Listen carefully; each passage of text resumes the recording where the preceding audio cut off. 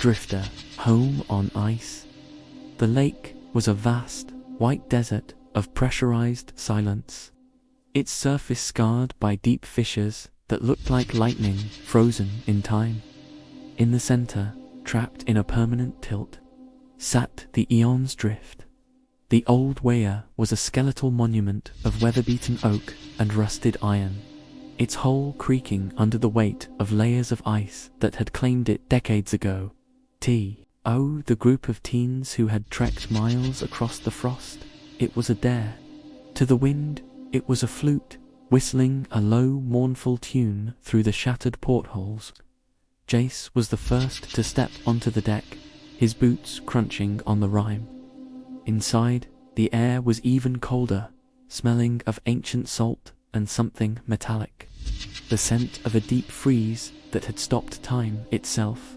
In the captain's quarters, they found him, a mummified figure slumped over a mahogany desk. His skin the color of old parchment, fingers still curled around a rusted sextant. But as the flashlights flickered, the shadows began to detach themselves from the frost-covered bulkheads. They weren't just shapes. They were echoes.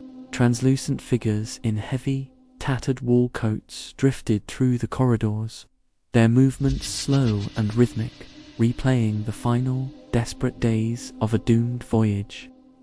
They watched the crew try to light fires that wouldn't burn and eat rations that had turned to stone. The deeper they ventured into the belly of the ship, the clearer the story became. The captain hadn't been a victim of the ice. He had been the architect of it. His journals spoke of a hidden cache of ambergris and gold, a fortune he refused to abandon even as the lake began to seize. He had ordered the engines killed to save fuel, convinced the thaw was only hours away. While his men begged for the heat that never came, the twist revealed itself when the flashlights fell on Jox.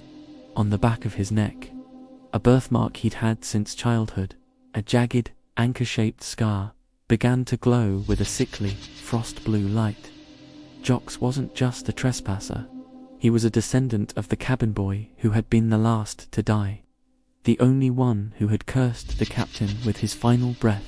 The captain's ghost suddenly stood, no longer a slumped mummy but a towering specter of frost and fury.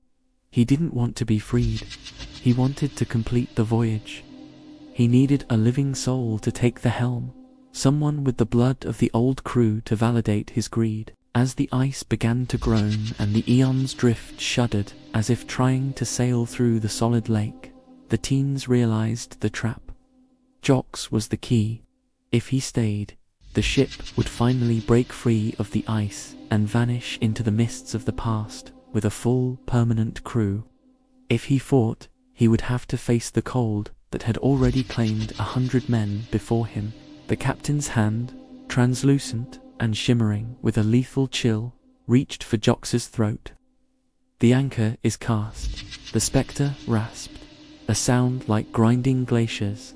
Take the wheel, boy. The tide is rising. Around them, the ship's interior began to liquefy and freeze simultaneously, a shifting landscape of nightmare. The ghostly crew stopped their aimless drifting and turned as one toward the teens, their hollow eyes pleading for an end that would never come unless the captain was sated. Jace lunged forward, swinging his heavy backpack at the spectre, but the bag passed through the captain like smoke through a screen. "We have to go, now," Jace screamed, grabbing Jox by the jacket, but Jox was rooted. The mark on his neck burned with a white-hot intensity that seemed to be draining the warmth from his very marrow. He could see the captain's memories now, not as shadows, but as lived moments. He felt the cabin boy's hunger, the biting betrayal as the stoves went cold, and the captain's obsessive eyes watching the gold while his men turned to statues of ice. The ship gave a violent lurch. A massive crack split the ice of the lake, a chasm of dark, freezing water opening beneath the hull. The eon's drift was no longer trapped. It was being pulled down into the abyss to begin its eternal journey. With a roar of defiance, Jox reached out, not to flee, but to grab the rusted sextant from the captain's desk. He slammed the iron instrument into the glowing mark on his own neck, the cold of the iron clashing with the heat of the curse.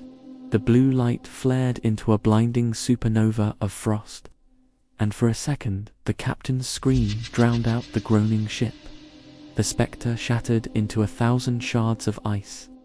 The sudden release of energy threw the teens back toward the deck. They scrambled over the side just as the Eon's drift slid into the dark water of the chasm.